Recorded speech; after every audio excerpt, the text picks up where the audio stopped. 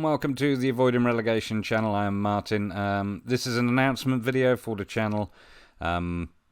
First announcement is that all FM19 content, there's going to be no more videos for the two-manager project, and also the pork pie sausage roll Oldham save as well. I had recorded a video for this, or at least recorded half of one. There was an issue after an incident here where I thought my apartment was flooding. Anyway, I ended up only having half of it usable, and anyway, it's not so much that I don't have the drive for it. With FM20 coming up, with what I want to do on FM20 as well, there's, you know, a lot of preparation that still needs to be done. I've still got some decisions to make. I've also changed my mind about one or two items in terms of the announcement, which includes the blog.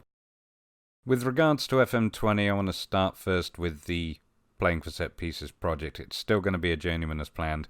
Originally, I was going to start with Sunday League experience only, as opposed to anything better.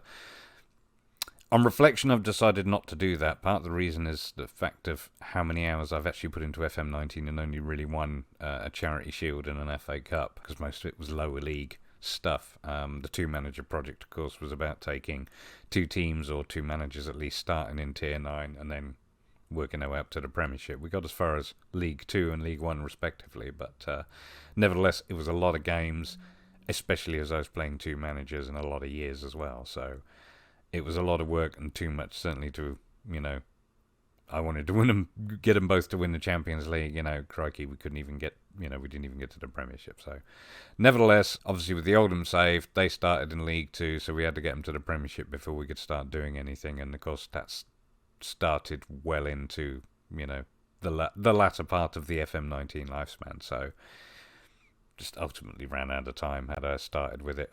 But nevertheless, because there's a certain amount of things that I want to do in addition, in terms of keeping an eye on development, keeping an eye on finances and stuff like that, I'm going to keep it a lot more simple this time, and it will be certainly to start with just that Journeyman project. But like I say, what I'm going to do in terms of the manager creation, because I don't want to be just stuck doing lower end stuff for season upon season, is I'm going to start with international experience, i.e. the top option, but I'm going to put all of the points into mentals and try and create, I guess, for want of a better phrase, you know, the best mental build, but leave coaching and everything blank. So effectively, I'm you know, a freshly retired international player, so I get a certain amount of reputation, which will help me get slightly better jobs early on, but hopefully that will make it a bit more interesting in terms of being able to challenge for trophies in the different regions and stuff like that. Now, I have made the decision that I'm going to start the Journeyman project in Scandinavia. I am going to start unemployed, as I said, and we'll see which country in Scandinavia I go to. I have a roadmap planned out of where I'd like to go and what I'd like to do, and from there I'm probably going to head to South America once we've achieved something in Scandinavia. I think in terms of moving between teams, there aren't going to be too many limits, or, you know, those things will become apparent as I play. But in terms of moving outside of a region, moving outside of countries won't be too much of an issue either, but in terms of moving outside of a region, that will be once I've achieved, as far as I'm concerned, enough success in the region to do so. So, you know, cup wins, league wins, whatever else. So a lot of this will develop as time goes on, I'm sure, and between now and the 1st of November, I'm sure I'm going to make a lot more changes too. But like I say, I want the opportunity to win trophies, because like I say, nearly 2,000 hours put into Football Manager 19, and I've got an FA Cup and a Charity Shield, so it's not ideal. In terms of the next announcement I want to make is actually the beta save. I think I might be having a flying all night moment. I've been invaded. So yeah, for the beta save, in case you hadn't already guessed, I'm going to be Everton.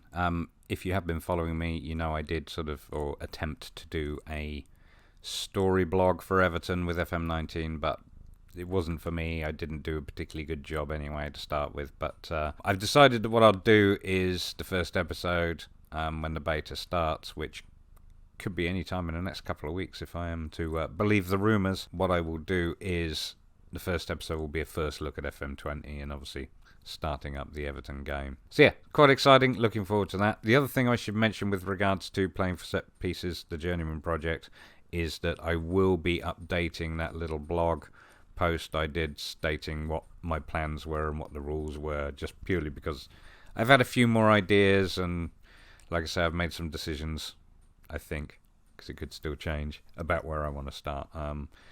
I do have some other behind-the-scenes work to do to get things prepared as well, like decide on a format and things like that, because I do, like I say, I do want to do things a little bit differently this time, but the Everton Save itself will be pretty standard fare, what I did for Oldham and the Two Manager project, just, you know, basic once a month videos, seeing how we're getting on in the Premiership. Okay, yeah, so I just want to finish up with a thank you. First of all, to the people who are watching the vids and dropping the odd like here and there, and I do appreciate your feedback when you give it as well. It's been fantastic. I'm only at 100 subscribers, but I noticed that I do have regular viewers, and that's a great way to start. And I'm looking to build on that, but I'm also looking to sort of produce better content. And like I say, learn from my mistakes, or apply what I've learned from my mistakes, and also, you know, bring some new ideas to the table as well. But thank you, and please do stick with me, because there really is more coming.